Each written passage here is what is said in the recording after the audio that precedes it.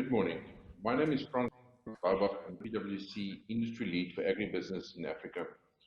Because of the makeup of many of the economies on the continent, many of our people have a very specific focus on and a passion for agriculture.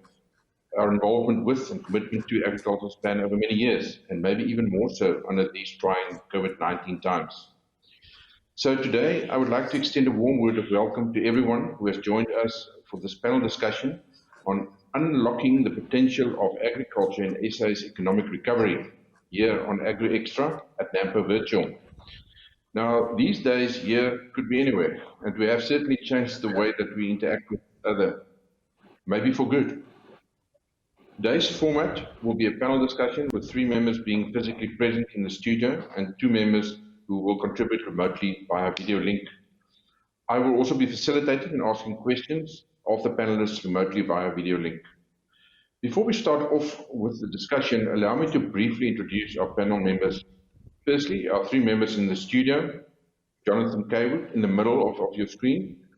Jonathan has over 30 years of experience in strategy and operational improvement across power, transport, cities, water, healthcare, national, state and local government. He leads PWC strategy business and also has a key role in infrastructure development and the international DFI donor space in Africa. Jonathan played a leading role in supporting the development of business for SA's COVID-19 response at both strategy and execution level. He continues to support the B4SA economic recovery strategy process, working with government, labour and communities. Next is Dr. John Purchase on your left-hand side. John has been the CEO of Agricultural Business Chamber, AgBiz, of South Africa since 2007. Previously, he served in various research and senior managerial positions. John currently serves on a number of agri-related boards of national interest. In terms of the COVID-19 crisis, he currently leads the economic work stream within the COVID-19 response task team of the Minister of Agriculture, Land Reform and Rural Development, Minister Toko Didiza, to ensure food security for all South Africans. From Transnet, we have Evert de Ruyter. Evert is the General Manager, Operations Transformation in the Office of the Group Chief Executive of Transnet, Ms. Portia Darby. He joined Transnet in March 2020, days before South Africa's COVID-19-induced national lockdown. Prior to Transnet, he worked for a number of transportation technology suppliers such as GE Transportation, Progress Rail, Bombardier, and Hitachi. His past experience has seen him with work on projects in South Africa, Mozambique, Botswana, Netherlands, Namibia, Nigeria, Zambia, the United Kingdom, the USA, Guinea, and Australia. Joining us remotely, Wandile Slobo. Wandile is the Chief Economist of the Agricultural Business Chamber of South Africa, AgBiz. He was appointed as a member of President Cyril Ramaphosa's Presidential Economic Advisory Council in 2019 after serving on the Presidential Expert Advisory Panel on Land Reform and Agriculture between 2018 and 19. Wandile is also a member of the Council of Statistics of South Africa, Stats SA, and a Commissioner of the International Trade Commission of SA. He's a columnist for Business Day and Farmers Weekly magazine and a member of the Agricultural Economics Association of South Africa. And lastly, Lulu Krugel. Lulu is the Chief Economist for PWC South Africa and a partner in the strategy and team.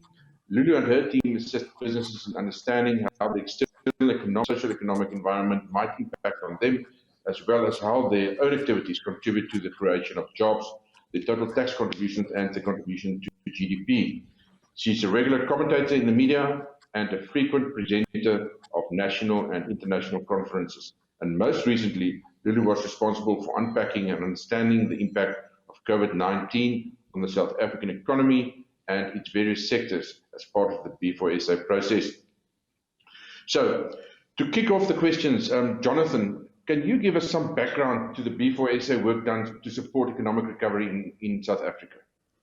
Thanks, Frans. Great to be here, and good morning to everybody. I think we'll focus on the economic recovery strategy piece, but just for context, Business for South Africa was created out of the various business chambers and business bodies in March this year to really action businesses' response to COVID. There were a number of key working groups that were established, and among those, the healthcare platform, private and public healthcare working very closely together across a range of different aspects to respond to the pandemic. We obviously established the Solidarity Fund, which received and dispersed significant contributions, both financial and in kind, towards the COVID effort. There was a working group that interfaced between government and the various sectors, dealing with the various stages of the lockdown and the protocols and rules and regulations associated with that.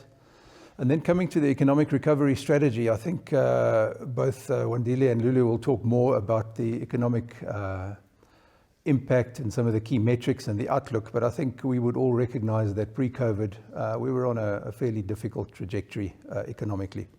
I think COVID has just pushed us to a crossroad much quicker. And really, if we look at some of the recent announcements around the 51% contraction in the economy in the second quarter, what seems likely to be a 10% contraction for the year, and we look at some of the unemployment scenarios, perhaps breaching 40% over the next year or two, I think a state which is clearly showing signs of depleted resources and high levels of indebtedness, private sector, distressed, high levels of business failure, liquidity challenges, and then collectively between the private and public sectors, probably in the order of 3.4 trillion funding gap over the next 3 years. All of that leading to low business confidence, a flight of capital, and then the capital we do have in the country, people being reluctant to spend it for various reasons. I think if we look at that scenario, it's not the kind of world we want to live in. It's certainly not the kind of world we want to pass on to future generations. So the idea with the economic recovery strategy work was to look at each sector, each subsector, each value chain component and understand where there were opportunities to create growth, inclusive growth and jobs through import substitution, through innovation, through more exports, both in the region and internationally.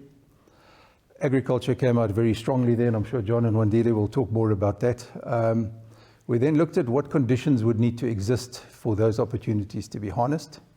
And we also made recommendations around how to deal with certain constraints in the policy environment, the network infrastructure environment, and there we talk about power, transport, water, telecommunications. Again, I think Everett will talk about Transnet's important contribution in the transport and logistics sector. And so all of those different aspects were synthesized into a economic recovery plan strategy, and that was presented to government and social partners. I think you will be aware that there are a number of different economic plans in circulation from the ruling party, from certain government ministries, and from Labour. And under the auspices of the presidency, a task team has been put together, consisting of government, business, Labour and communities, to really distill from these plans what are the most important or critical things that we can do in the short term to try and move the needle on jobs and economic growth. So I think there'll be further announcements on that in due course, and it's safe to say at this stage that I think good progress is being made. So Frans, with that, back to you. Jonathan, thank you so much.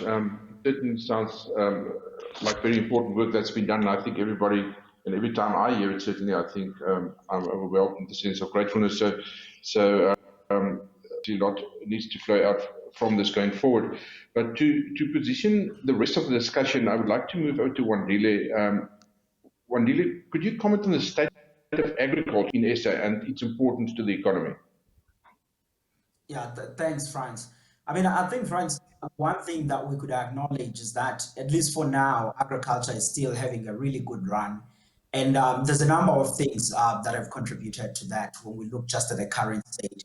Firstly, I think we started on a year with really good path, good rainfall, and good production conditions, and farmers having really invested in the sector and increased plantings. So it was really from the start, before we even knew about our COVID coming into our shores, that this was a recovery. But obviously, when the lockdown started, I think some of the work that was done by agribusinesses and also through Business South Africa and other institutions on dealing with loosening up some of the regulatory issues that were coming out, even though the agriculture was left really open, there were still some glitches. And I think resolving that was one of the key metrics on ensuring that we managed to grow and perform relatively well. But obviously, Francis, you know, there's still some of the other subsectors, if you think of the wine industry, that are still in really difficult space at this point. But broadly speaking, agriculture in South Africa is in good shape. At AgBiz, we're looking at a growth number of about 10% or so for the year. And the first 2 quarter numbers, Jonathan referred to some of those, we've already started to see some good growth in there. But the unfortunate part for this year, France, is that we're not going to see the level of employment that we would have wished to see if we were in a season that is having a boom crop like this. I think that some of the health protocol regulation put in place will mean that there will be less employment, particularly the seasonal labor component that would have come through on the farms. But generally, I do think that the sector has done well, and on a socio-economic side, obviously provides a good cushion, making sure that we do have the resources for food, but it won't be able to carry the entire South African economy through. We are a relatively small share of the economy, about 3%. So really the contribution that we make can't overshadow some of the declines in other sectors of the economy. Wandile, thank you so much for that. It's certainly, that's what we hear out there, and there's also certainly differences in the confidence levels of the subsectors within agriculture, and hopefully overall we can move to a better position in the future. But maybe just to ask the next question on the importance of the value chain and the sector to the domestic, but also the regional economy. We talk about the Africa usually, what the important role that we play. How important do you see the agriculture value chain, domestic versus the regional economy? I think, Franz, both of those, they really have a strong weighting when you're looking at how important are they. Firstly, on the domestic side, I mean, I talked about agriculture being about 3% of the overall economy as a share, but when you begin to consider the agro-processing side, that number increases to around about 10, 11%, which just tells you how much a strong interlinkages that agriculture has with the value chain in South Africa. But it's not only coming onto that by looking at the levels of income, but also on the job side. Primary agriculture employs north of 850,000 people, but when you look at the agro-processing side on a value chain, there's around about 620,000 people that are employed there. So that just tells you on how important that part is on the value chain. And the health of the primary sector also means that then our agro-processing side also becomes on that health side. Now, moving on the second point on the regional side, it's also an important dynamics in a couple of ways. Firstly, if you look at it on a trade perspective, we export, France, a value of around about just $10 billion of agricultural products a year. Of that, about 40% of it goes to the African continent.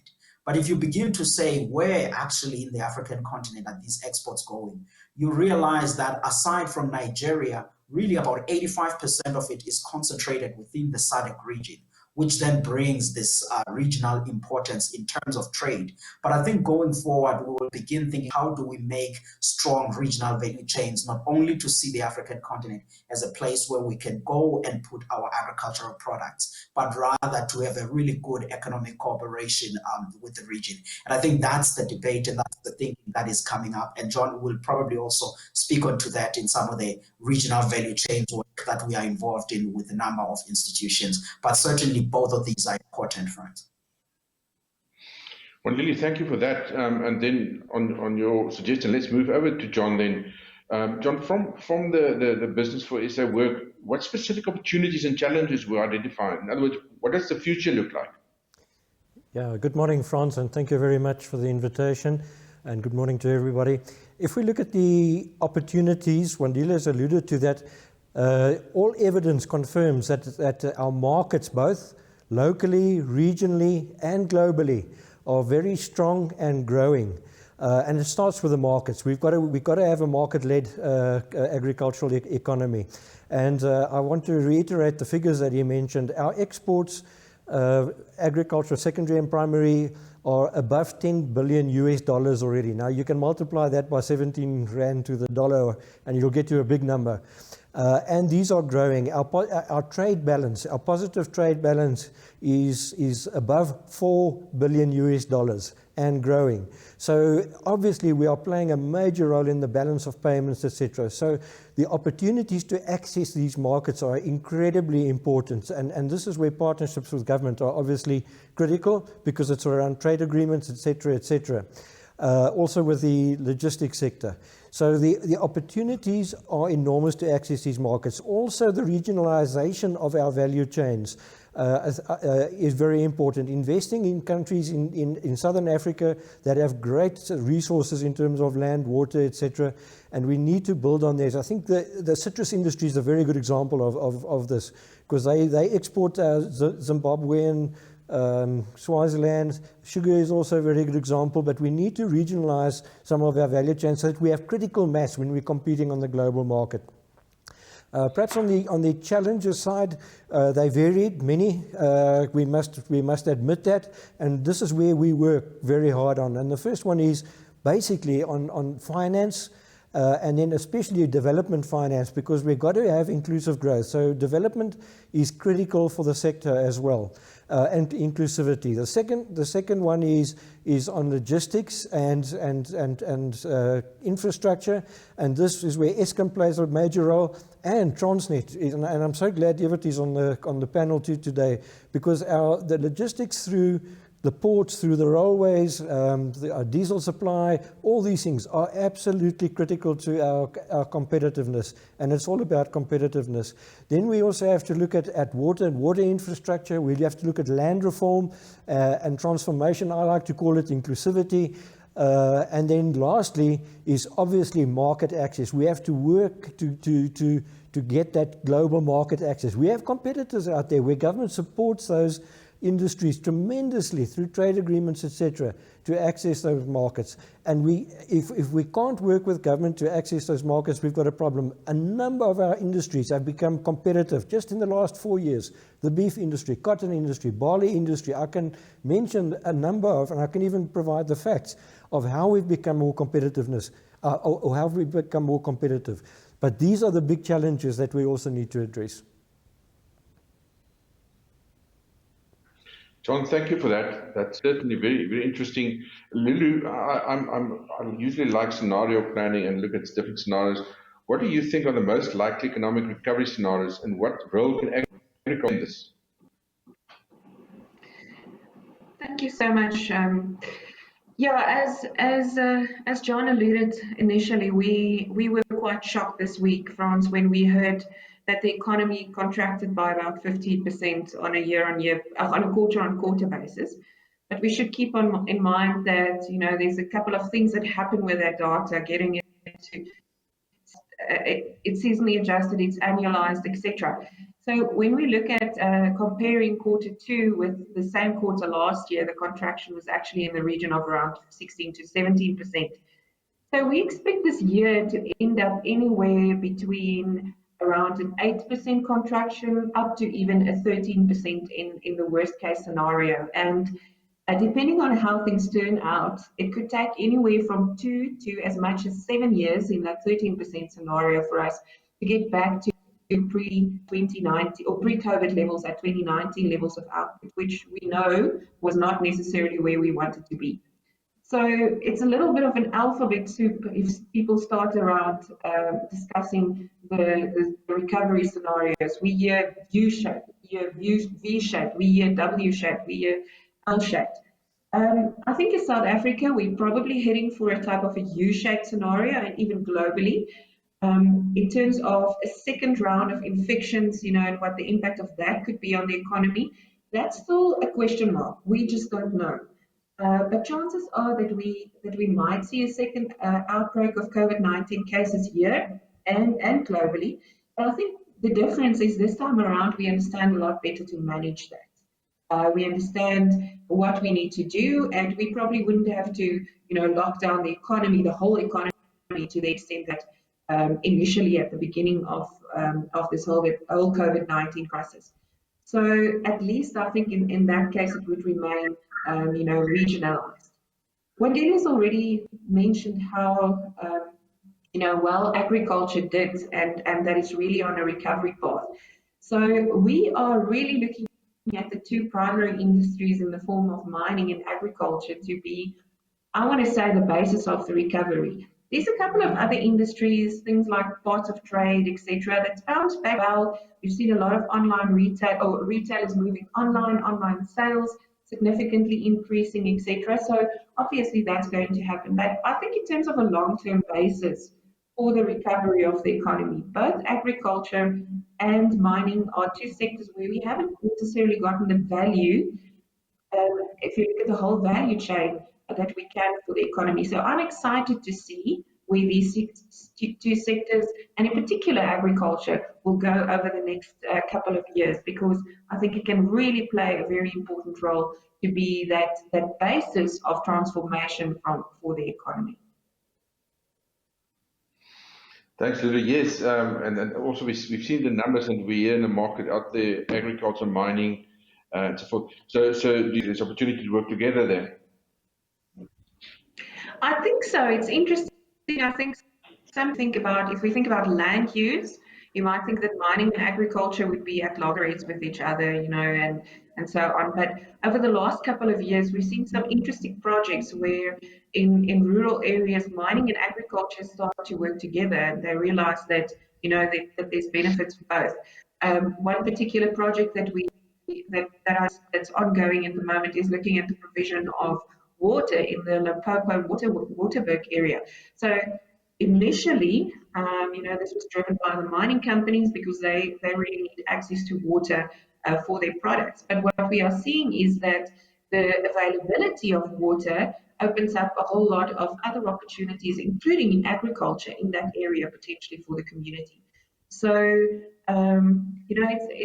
it's interesting. I think that as a country, we've kind of pushed those primary industries to the back, over the last couple of years, and thought they maybe not as attractive and whatever.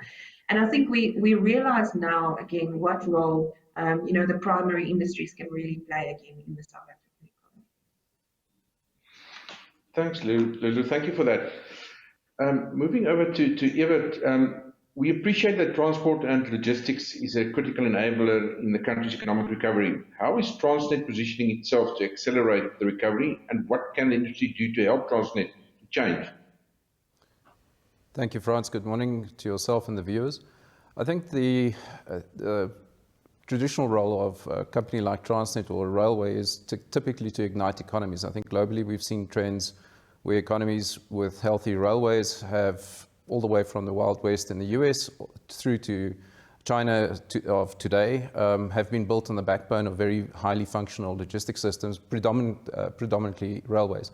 Now, agriculture has been in the DNA of Transnet for a particularly long time, and it's our time to re-establish the focus on that industry. I'm happy to announce that we are about to appoint a head of business development for the agri-industry, first time in recent history that will have a role like that at Group. And that will allow us to collaborate more closely with the industry, people like John and other members of that particular sector. And in the short term, I think we're happy to also report that we've stepped up in very trying times. I think we're chuckling about some of the challenges we faced with COVID lockdowns and regulations. And happy to say that at least the citrus industry, we've turned around. We continue to do that. My colleague Valeria Dube at Transnet Port Terminals is insisting that we drive that even harder. And then we've got to build that bridge between, but not just the ports, but also back into the railway infrastructure that supports that. So there's a big drive, as you all know. We've had a checkered past recently in terms of governance. But as of this month, we have a completely new executive committee. I have chief executives in all the operating divisions that have been replaced, and very excited about the future, not just for Transnet, but Transnet as well as an active player in the economy. Thanks, Evert. You already mentioned the acknowledgement and the importance of agriculture Transnet for agriculture. But what are some of the clear opportunities to drive growth and competitiveness together? I think for me, it's primarily for Transnet, it is to insert itself into its customers' supply chains as opposed to customers trying to participate in Transnet supply chains. And that has to be driven through old, very basic principles of logistics collaboration, supply chain integration, and partnerships. So specifically from the partnership side, we're about to announce a number of these related to branch lines, related to port terminals, with the agricultural industry and adjacent industries. So for us, the door's open for business. Please come and talk to us, engage with us. We'll start with John. We've already started with John and his organization, but we'll be building on that, and the team is ready to engage with industry, engage with new partners, and also engage with new commercial models. I think Jonathan alluded to the issue of capital constraints. We are no different. So we'll be looking at different forms of investment, different forms of funding, and all bets are off. We've got to go with new creative thinking and collaboration with an industry that really matters for South Africa. Thank you, Ebert. That's great to hear. Absolutely. Getting back to John. John, what do we need to do to be more competitive and to drive up exports while also localizing as much as we can? Yeah, thank you, Frans. Firstly, competitiveness is incredibly important for food security because that provides safe, nutritious and affordable food if you're at export parity, essentially. So it's tough to be competitive. You've got to cut your costs and you've got to put your product on the international market at a price equal to or lower than the global price. So it's a tough environment, but it also creates more access for new entrants. If we can grow our global markets, if we're competitive, and we've got to look at bringing new entrants into the market because our market is saturated. We're a net exporter. So how do we become competitive? So we've got to first look at all the drivers of competitiveness, and these are logistics that we've referred to. It's a big component of our cost structure, probably 30% in the whole food sector. We've got to look at our productivity all along the value chain, specifically also in production. So R&D becomes very important, new technologies, etc. We've got to look at affordable financing. We've got to look at all those cost structures in your production and your value chain to be competitive. I think we are improving on some of that. Some we are lagging on. But I think those are the critical issues that we need to drive through competitiveness. John, thank you so much. I see we've got basically just 5 minutes. So one or two questions. John, last one to you, a minute maybe if you have. What do you see as the practical ways in which participants in the sector can get involved in driving growth within the sector? Practical ways. Yeah, I'm going to try and be brief on this one. Firstly, we use the B4SA work done on the sector also within the NEDLAC structure, the 7-aside tasking that's developed the economic recovery strategy. We serve on I drive the agricultural process within that strategy. Then we are also developing an agro-processing master plan with the Department of Agriculture and Labour and Community.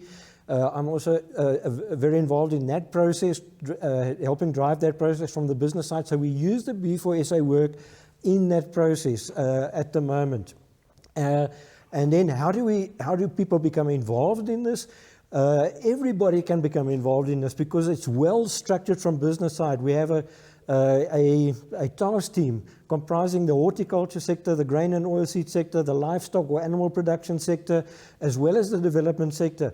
So all the commodity organizations, all industry organizations are involved in this. So be involved in those discussions within your organizations, and you can participate and influence this process.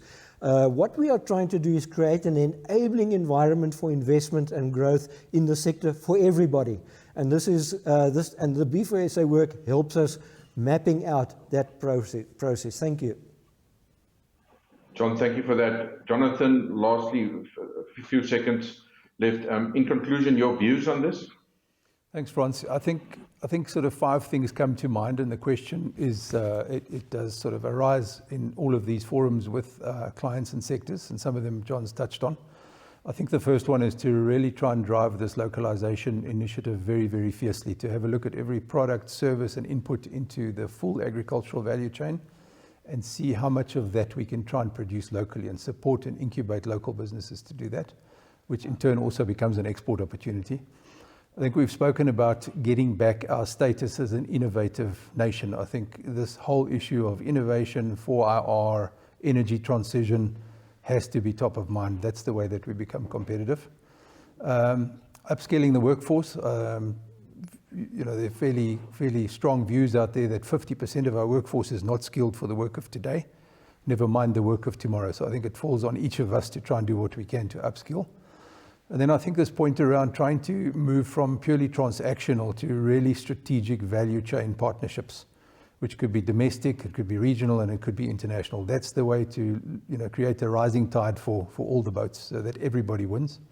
And then I think lastly, as John said, very important to participate in the B4SA process. There's master plans, the various fora and think tanks, and really get on board and try and put some positive energy behind the process. Jonathan, thank you so much for that. Well, unfortunately, time has caught up with us and we have to wrap. The panel responses, I'm convinced that agriculture will play a very prominent role in the economic recovery of our country post-COVID-19. This was certainly amplified by the economic results we saw coming out this week. It also seems that the collaborative effort by all of us will be important to make it work and reach its full potential. We had only 30 minutes, and I guess there might be some of you who have more questions to ask or suggestions to share. So in a minute, we will be sharing on the screen the contact details of all the panel members, and you are more than welcome to reach out to any or all of them.